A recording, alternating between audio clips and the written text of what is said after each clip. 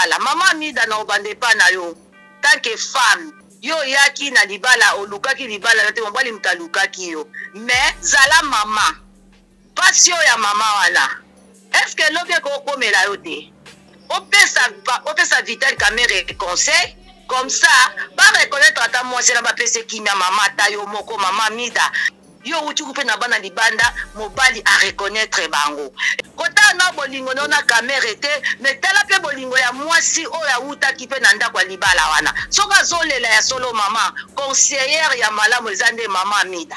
Denise Nyakero, lobela pe moninga ti bozanga bam bokutango bino bozotambo tambo na Kamerhe. Ata soki bokutalaka na période ya Mida. Mais moi je la passe la ki lobela ye Kamerhe. Vital Kamerhe sala réconciliation na mwasi na opo nyonse oleka. Soto olanda biloko mokili bozo exemple ya Mobutu akoma marocain. Bana Mobutu akoma ko samba lelo lobi ko biloko na bango baratango. Lobi pe kozala bino obozo ya sima e kozala pe bongo. Église ezali oyo tobengaka na leadership un canal, un œil pour la nation. Parce que c'est l'œil de la nation, on te demande de prier pour le pouvoir, ceux qui dirigent les pays. Mais tu te mets encore, tu dis que tu es leur opposant.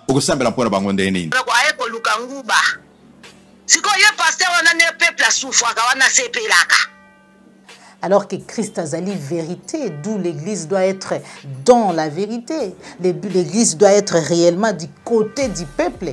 Et quand le peuple souffre, que doit faire l'Église? Donc, ce qu'il fallait à Mbongo, aya kolobara kete, pape, pambola mboka Congo, potozala bien. Wana papa Mbongo pa ngazo mabanga. Ngazo mabanga. Parce que peuple azomo la passion kokumisa, peuple azomo la passion kokumisa ke pape, ndengo zawana kwa bango babengaka Saint Pape, donc Saint Père ndengo yawa, peuple azana mai, azana nyonso. Luvunu mama, bati kokosako.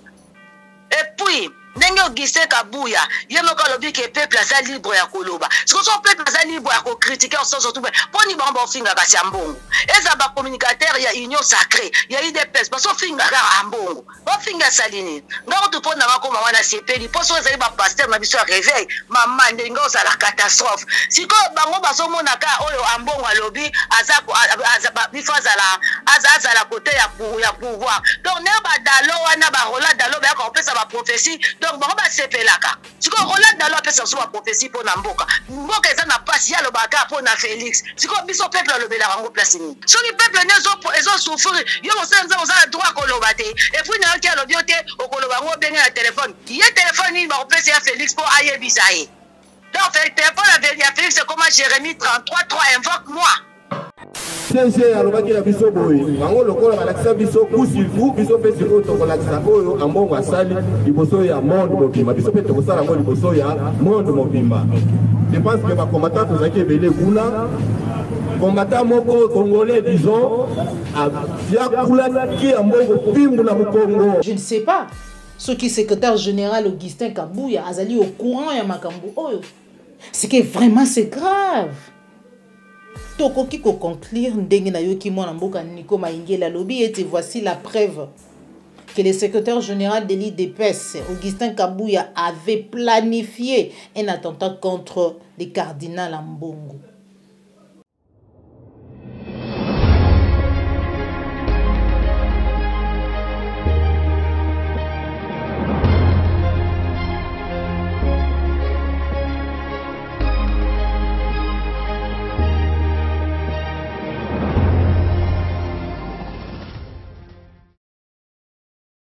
Place akukende ezali ndenge ya lelo prophète azako bima na télévision azako loba non église ezali oyo tobengaka na leadership un canal, un œil pour la nation. Parce que c'est l'œil de la nation, on te demande de prier pour le pouvoir, ceux qui dirigent les pays. Mais tu te mets encore, tu dis que tu es leur opposant. Or, Mbote Bandeko Balandi, appli Claire Télévision, la chaîne de vérité. Mbote Bandeko Balandi, émission Vérité de tous côtés. Bozali Belé, Baebozui, Bakuya Kolanda Maman Joël, comme Mukolo Mwalelo. Na numéro ya Sika, émission Vérité de tous côtés. Bipa Iwapi, tout sur la Kamani Matali Mbo, Kanabiso, République démocratique du Congo. Bozali Belé, Baebozali Kolanda Biso, Boufandi Liboso, il y a ba poste téléviseur, Liboso, il y a ordinateur, il y a ba iPad, Liboso, il y a téléphone Nabino, Bosimbi, ba téléphone Nabino, pour na Kolanda émission. En vérité de tous côtés. Mukolo Mwalelo, Tozali Bongo, jeudi 9 février 2023. Tout qu'on rappelait était bientôt là. Na Sanzao ezali ko bandana mois de mars. Tout ba Bongo, Mboka na biso et kokokisa une année déjà depuis posant de la République azwa qui décision individuelle. Hein, ya ko Mboka na biso na kati ya communauté d'Afrique de l'Est. Bengi et assez jusque là tous allez comme on a été Wutambo Canabiso et Koti Wutambo Canabiso et Kota na katia et assez litomba mon côté solution palpable mon côté na banza été tolanda ki lo lenge nini yemoko mikolo mileki azalaki ko talisa azalaki ko kebisa to babongo mokambi ya mapinga ya EAC. Pourquoi? Parce que selon ba information oyo ezali en possession ya ba congolais EAC ezali ko favoriser, EAC ezali ko faciliter bayi M23 pour ete ba kuaka mabele ya Congo, mais kasi sans oublier que lingomba wana ezali lingomba bipai wapi bayini ya kati ya mboka na biso bazali notamment Rwanda pe Burundi azali co-agresser biso tongo midi pourquoi eke jusque là na kati ya EAC aucune sanction. Tolandaki lolenge nini manifestation et salamaki na ngambu ya Goma là où aujourd'hui on a perdu bipai wapi tobungisi 8 Congolais na ba affrontement ou salamaki oyo ba bomamaki na nzela ya bayi MONUSCO. Ça c'est une énième fois que bayi MONUSCO o bazali na kati ya mboka na biso mission ya métier ya paix o bazali na kati ya mboka na biso bakoka koboma à bout portant ba congolais o bazali ko manifester pacifiquement sans manduki.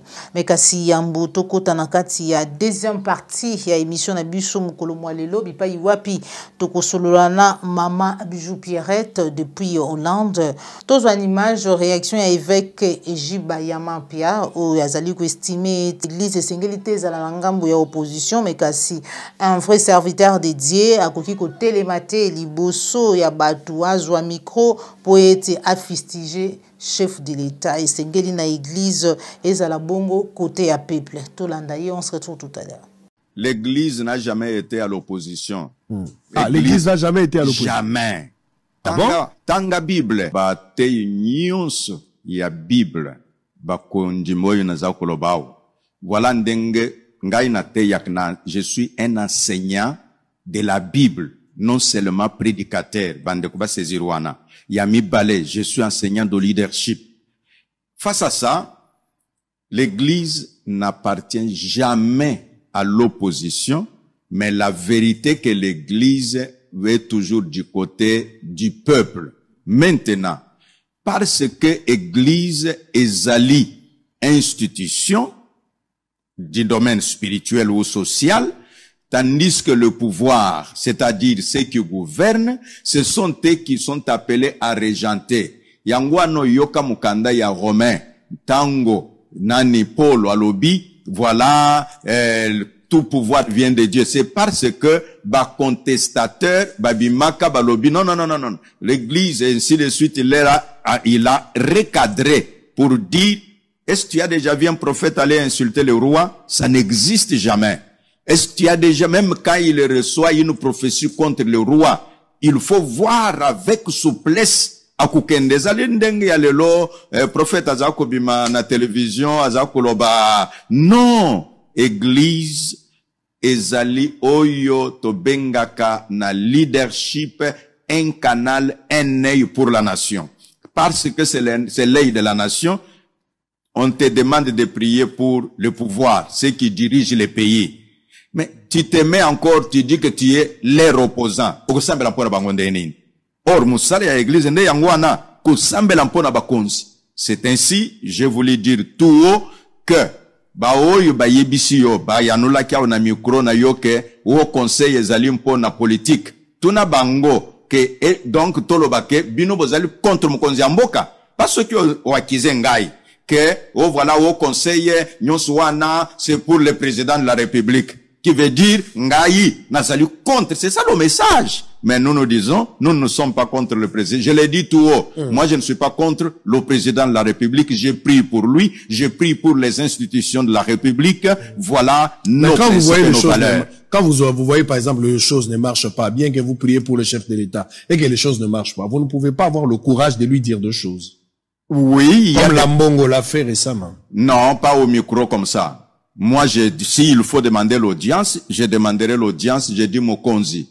Tale sikoyo, ce qui moyen zali. Parfois, tango koyebisa ye, ako expliquer makambo nino yo azali nango ya chaque jour, oyo yo yebite, alors je ne peux pas. Donc, nganganzambe ya solo, akoki kotelema na micro te, a fustigé Mokonzi Mboka te. Voilà, Bandeko Balanti, à Plus Clair Télévision, tout lundi, évêque et Jibayama, Pierre Wazali, qui martelé, peu que l'église et Sengele, elle a toujours du côté du peuple. La Bible nous demande de prier pour les autorités, alors que l'église, ils allaient représentation, ils allaient représenter le corps du Christ. Alors que Christ a zali vérité, d'où l'église doit être dans la vérité. L'église doit être réellement du côté du peuple. Et quand le peuple souffre, que doit faire l'église?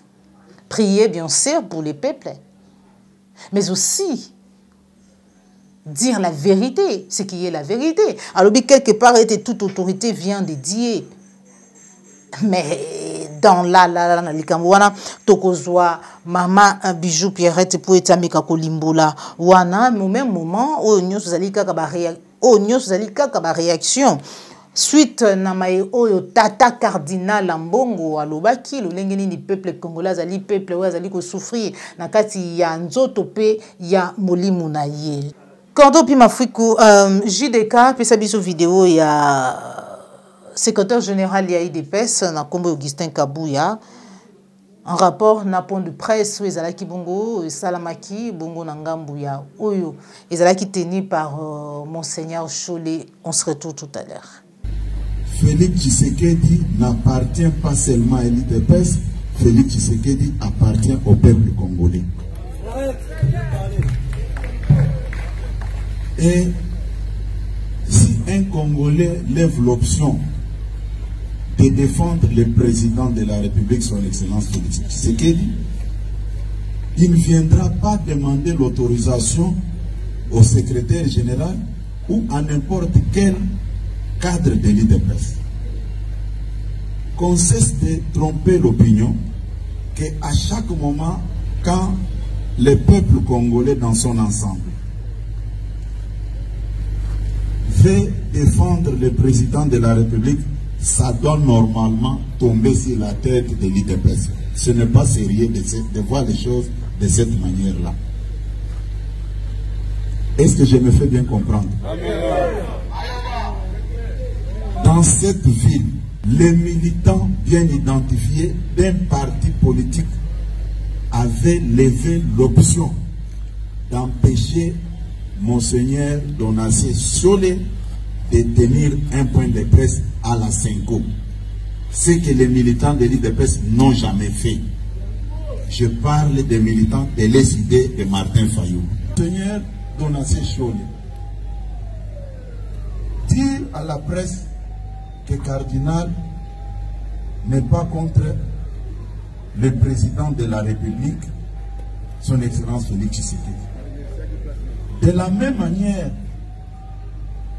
nous aussi, l'IDPS, nous n'avons aucun problème avec Cardinal Mbongo, encore moins l'Église catholique. S'adressant aux opposants congolais visiblement en perte de vitesse, Monabouté les a exhortés à éviter de se servir des hommes d'église pour faire entendre leur voix. Aux hommes politiques, faites votre travail. Laissez les hommes de Dieu en paix. Botika kokota na makambwana. Soki pema ya kosala opposition ezate.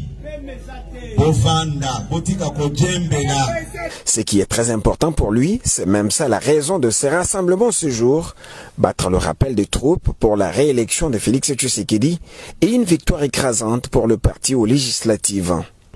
L'essentiel pour nous, de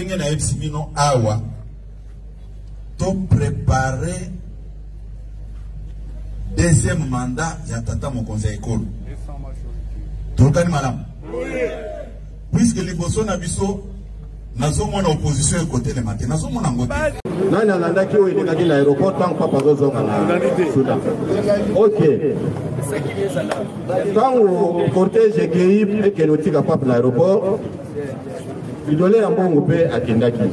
Azalaki papa kiti yewana zo kusana idole ya mbongo pe azokita tango akiti tala sécurité ndenge ezalaki puisque CG alobaki na biso boye bango lokola balakisa biso kusifu biso pe siko tokolakisa oyo ambongo asali liboso ya monde mobimba biso pe tokosala ngo liboso ya monde mobimba. Je pense que bakomata tozalaki ebele kuna combattant moko congolais disons a fiakula qui a mbongo pimbu na Congo on a qui est vrai sikoyo petit sécurité est empêché à toucher les sous qui a collé les sous na miso papa OK avec pas qui est mis à papa la minute ce qui n'a tiki muto la la caméraman ba longola qui au filmer scène wana mais biso lokola kasala qui tout monde la téléphone est filmé papa tali que soki na tiki moto awa na kaso o kosala nini akoboma ye nde omoni sikoyo amemaki ye bakeneti wapi na Soudan bakomi na Soudan azoyeba kotambola te ake kokweyisa papa nazolo balikambo solo azotambola bie akwese pa sécurité ye tindiki ye batindiki ye batindiki ye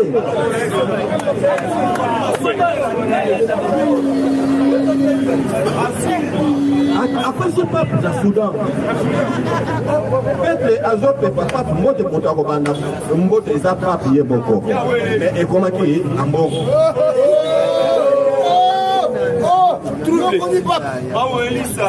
oyo elekaki na biso wana nde yango wana na utolanda président utoloba ya makambo ya mwa ministre obe oyo esalamaki na Burundi kuna barésolution oyo ezwami kuna Kagame aboyaki kokende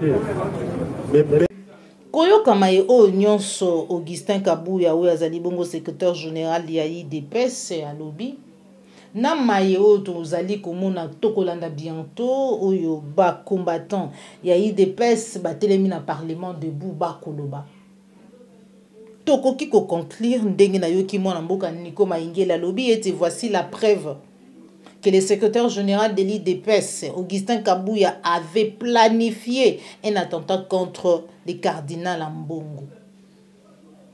Parce que là, ce que Zali Kadjo Chate, koyoka batu ya IDPS, ko avoué, pe ko tout a tolo ete moko na bango, akendeki ko beta cardinal Ambongo. Je ne sais pas. Ce qui est secrétaire général Augustin Kabuya azali au courant ya makambo oyo. Parce que oui, Congolais nyonso azali libre ya ko défendre ba opinion na ye ya ko zwa position na ye. Ndenga lobaki ete soki ba Congolais ba estimer muto azali muto ya IDPS te a estimer te maye oyo tata cardinal alobaki to maye oyo songolo pakala lobi ezali malamu te pona chef de l'État.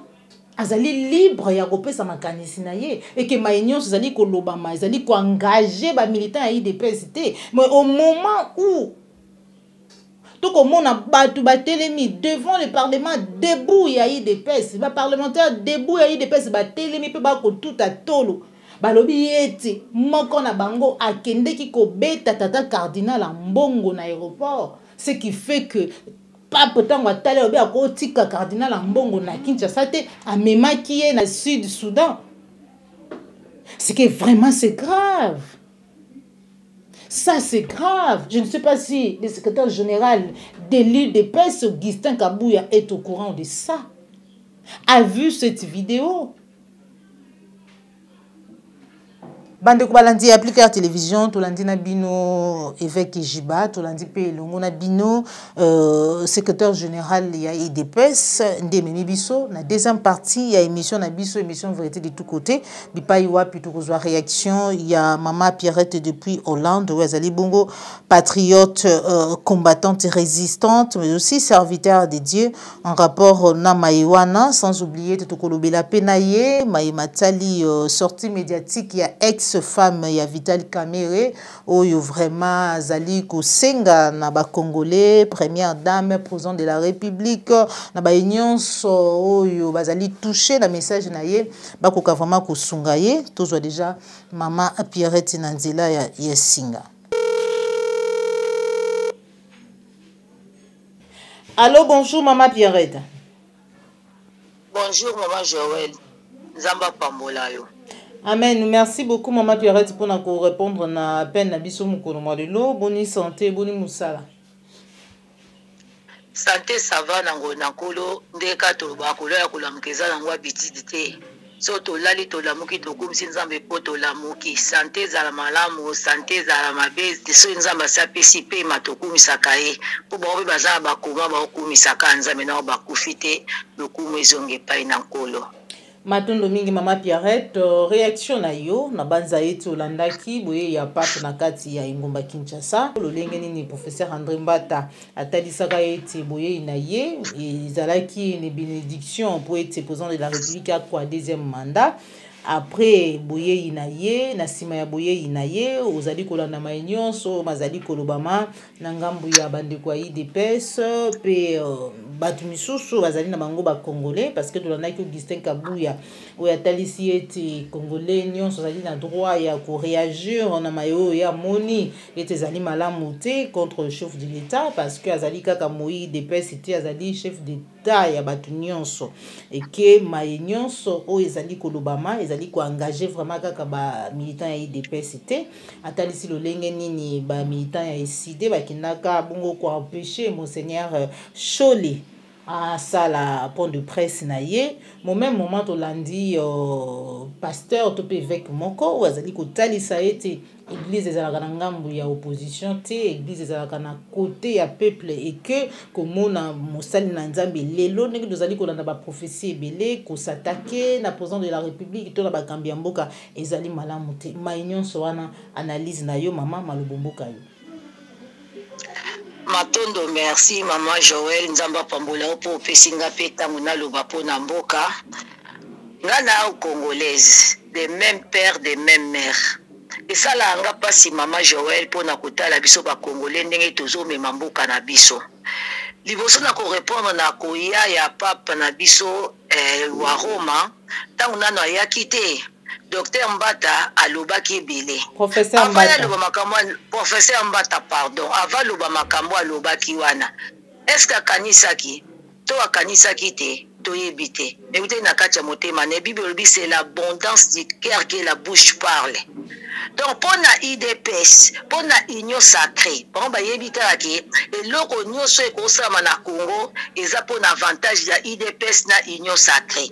Maman journée oza na sokolo do sala ka eloko moko peuple asepeli, donc eza na avantage ya peuple te mais ya IDPS na union sacrée.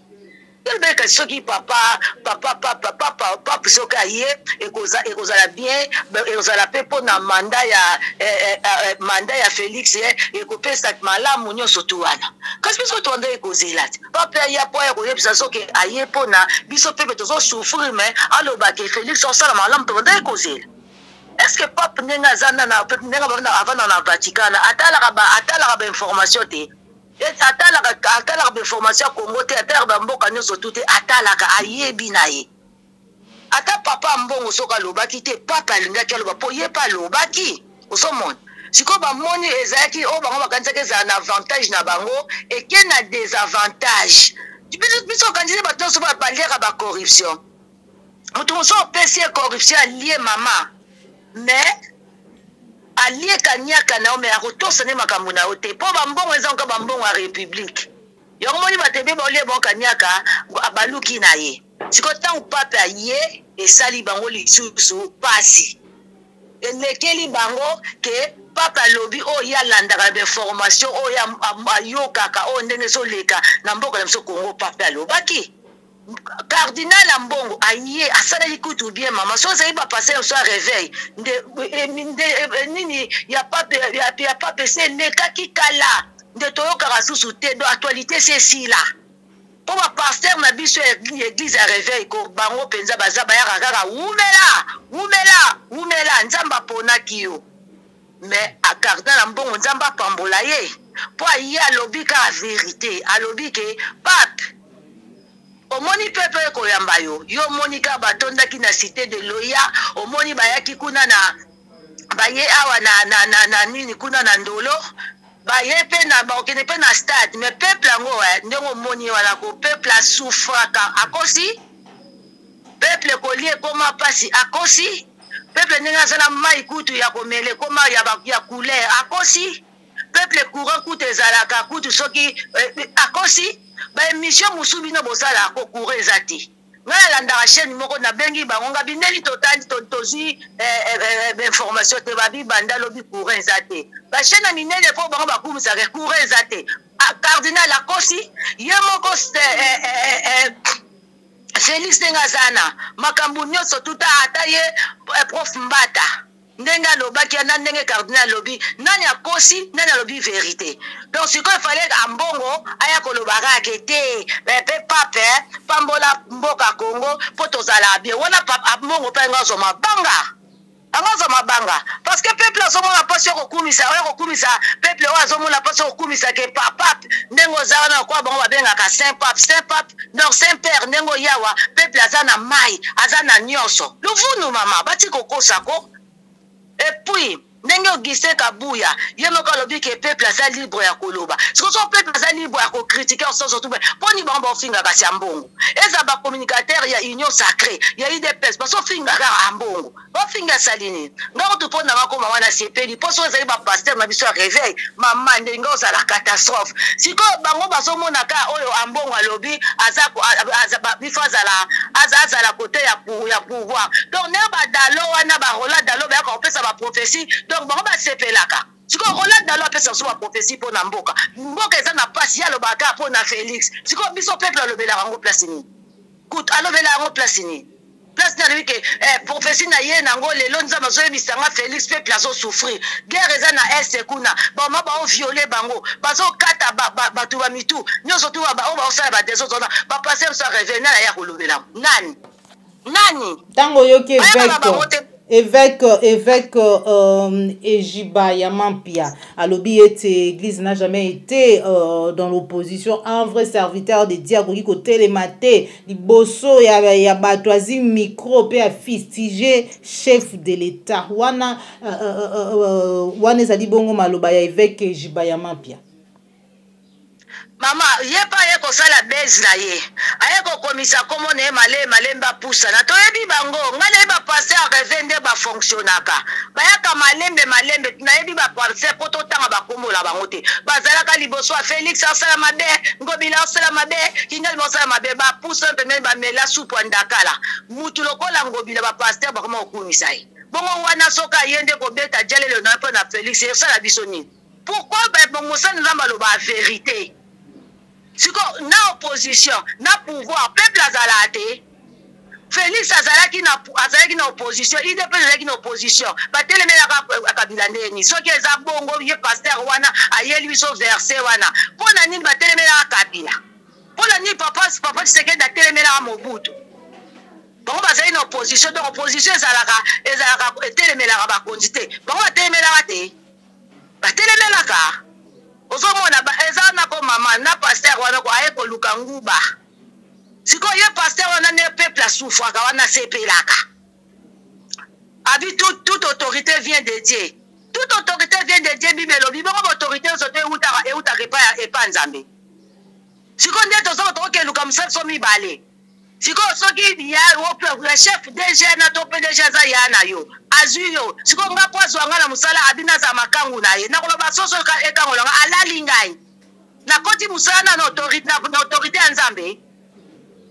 na kota na autorité nzambe ndena Félix akota tala kibokonza ye wana ka Augustin Kabuya esabiso ke Kabila atali amoni mutapesa te apesi pouvoir epa ya Félix eza pouvoir autorité ou te pa nzambe taba pasteur réveil ko nzamba osambisa bango sévèrement o pasteur réveil nde bazana ko bango baza bango ka bato akolia ngo na comme système ko sala audio tongo nyo surtout ya compromis matinal donc ba pasteur église réveil pour ça la repentance sincère lelo biso na mboka mso Congo so Congo koma na babulu ye kabwe et outie pa ba pasteur ya réveil ba pasteur église ya réveil exemple na ko pesa neti rola dalo avec pasteur ya Martin Fayulu na Félix siko bana bakabwana oya koma na église côté mususu atika na église na asale loni pour pasteur na le bakio Mose na Nzambe à côté mais à pouvoir te ndeni so ni peuple nezo souffrir yo Mose Nzambe za droit kolobate et puis na ki alobi ote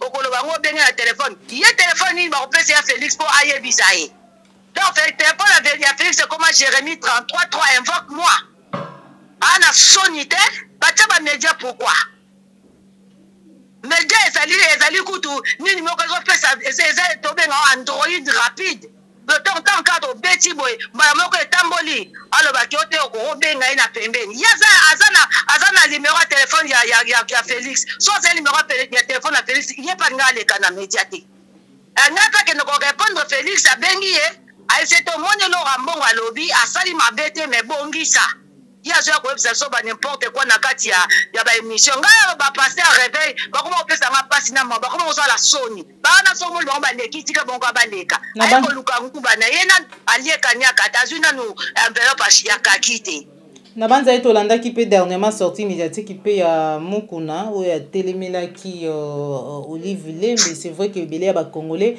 bazali ko banza lono lenge moko na yete maman Olive sengeli azwaka vraiment maloba na maimatali bokambi ya mobali na ye ya mboka na biso mais kasi tango landaki maloba ya évêque Pascal Mukuna oyambaki ya ndenge nipi Nzamba za loku matondo mama omoni papa Mukuna na pisaka ye respect tant que papa aza pe mosai na Nzambe bi bamo ba ote ya biso bi mwasta mobile ba bomaka moko batamba bi l'homme quittera et attachera donc ba komi batu moko donc ana droit koloba makama mobali na ye ana droit soko zo mona clarté obo ba bi ke salaire mobali ba pesi monta o ba pesa ki 680 so 650 siko mwasi amona angote ana droit koloba bon babala na rapona ni donc babala yoko abi femme à la soumise donc avanda kaka mobala chenyo kala monoko mela mari aimé donc ovanyala ka loko eza bolingo mwasi pa chelio poison mela te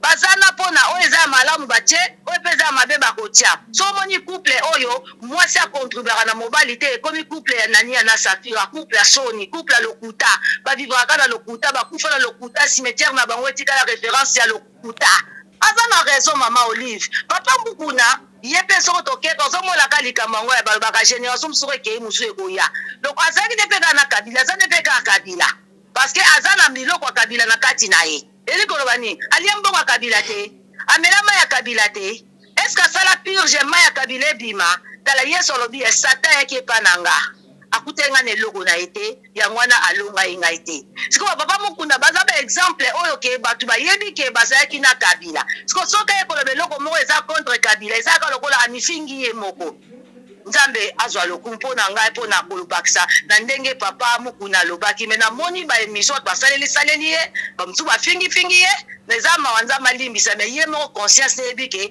papa Mukuna azape Kabila azape mama Olive Matondo mingi mama Pierrette tozali kokoba na émission na biso réaction na yo en rapport na vidéo tolandi et pa ya mwana mboka Fabien Kuswani kana télé changu bipai wapi ya Mbaki mwasi bipai wapi mwasi ya kala donc ex mwasi ya Vital Kamerhe ayaki ko se plaindre a beleli bino ba mama a beleli ba ko bazali ko kamba mboka a beleli batu nyonso bato bazali na mitema ya mawa bato ya likambo na ye to pe bakotela ye par rapport na oyo ye azali ko vivre na banza ete vraiment olandaki conseil nini oyi kopesa nini ezali comme apport na yo na maiwa na soki mama mamika kolanda yo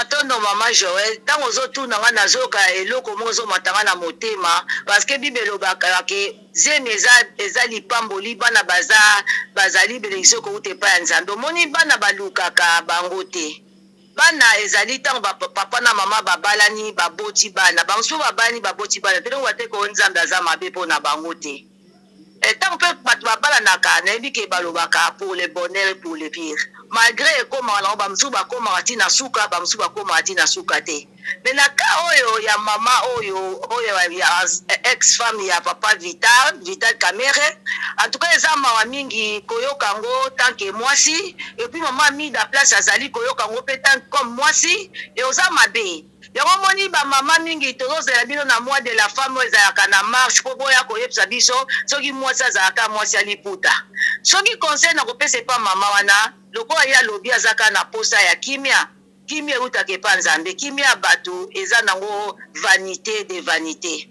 mais eloko azolela parce que azotala peke a bénéficier te pona libala mama mida na obande pa na yo tant que femme yo yaki na libala olukaki libala te mobali mtalukaki yo mais zala mama passion ya mama wana est-ce que lobi ko komela yo te passion douleur ya mama na est-ce que lobi ko zongo te yo tozu na ozu pe ba grâce na yo ozali na libala pe mosusu libala ekufi ozu kamera ya balio mais ye out na libala na ye babali ete yo kele ata mawa na tant que mwasi opesa Vital Kamere conseil comme ça ba reconnaître ata mwasi na ba pese kimia mama tayo moko mama mida talaka moninga na bana ebele yo uti kupe na bana libanda mobali a reconnaître bango et bongo pona nini to ko yebisa mobali na yo ape asa mutu ayebani Vital Kamere aza n'importe qui te que mama mida na makambo yo bo mamoto nde Bible lobi que femme sage bâtit sa maison bo mamoto mama mida va biso mama msusu toloba mutali boso ko pesa Kamere conseil ko yo kezali yo mama mida kota na bolingo na Kamere te mais tala pe bolingo ya mwasi o ya uta kipe na ndako libala wana soka zolela ya solo mama conseillère ya malamu ezande mama mida sikoyo ngai na bakisi sus na bato ya INC eza lokola bakoma déjà famille bato ya INC o bakoki ko approcher Vital Kamere pour na conseil bakota ngo pe bapesa conseil alembisa motema asa moto ayeba bon mo bike toza na période électorale siko biso lokola ba congolais toza na biso bantaba liboso ataba toza ba pendant beso liboso ataba toto ke o votaka ka bato ndenge wana osomona muto azolelisa mwasi na bana na ye mwasi alobi na mela ba poison 2 fois nzamba azoloku parce que mwasi ana akufite nzamba azotike na bombo to bato yeni sepe bakotango mama Olive yo za no motema mawa kotela pe moninga na mwasi po bino bozala mo ba facilité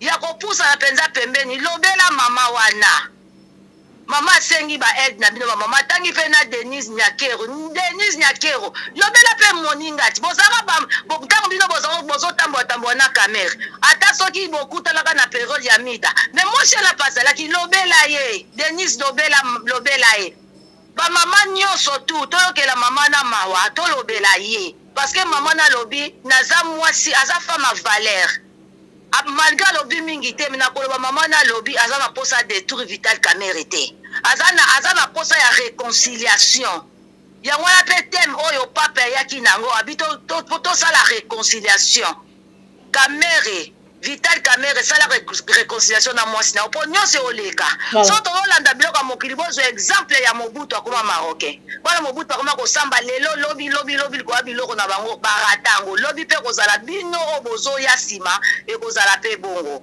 matondo mingi mama participation na nga matondo mingi mama Pierrette pour na participation na yo na tangi vraiment ba commentaire na émission wana ya Kulutu Fabien Kuswanika ebele ya bato bazali komitu ya bigi Vital Kamere azali potentiel candidat il semblerait na 2023 ndenge basali ba commentaire wana bazali komona mabi est-ce que ezali manipulation te ba utiliser mama te pour être na ngonga o kala mingi tozali ko poussa na campagne électorale aya ko détruire ex-mari na ye yo sali lecture nini mama mama kozala candidat potentiel wana eza na rien à voir na makambo mwasi loko utiliser ndeni mutu aperdre biloko na ye nyonso mwasi ya Vital Kamere akoma ekofana na bibwa Tiko na ko utiliser biso na Congo ezalaka so mtabi vérité ba utiliser muta ba mosengo aloba pardon ambongo la ba vérité ba utiliser epai ya bato eside wana maloba bato eside wana maloba ya bato opposition siko moi c'est la pa ya lobi siko na ya utiliser bato opposition to yebite donc moi ça maman lobi vérité caméra eza nango likambo te ko ngabe ndimi na mateke na Congo en tout cas peuple congolais vraiment nenga zalaka na bandi vraiment boye aso sanda dit que ye candidat na ye caméra pour la président de la République ndoto ababa kuto Félix bayembele Félix yebela mandé sili malgré batali de pes baba biso bité bayebisi ke aye ba mandé comme na iso comme na suka po ba ko pesa deuxième mandat siko ata peuple congolais ngo nenga zawana ba pe baso boya ko pesa Félix pa pesa caméra. Donc bon la biso azongisa ya 100 jours à la prison abima mbongo la biso nguma sanza ta melango donc mbongo la biso ke na libuma mobutu donc soko molika mbongo ebungi bas transfert on na libuma mobutu kuna na Maroc pour so batike on na libuma ba Tshisekedi awa ba sa opération erobima donc ba détournement nyonso oyo pesa na Congo boke sa mobutu opération au moins ndenge obima kuna balo saka na peuple congolais pour peuple congolais mtaninga ba saka nae.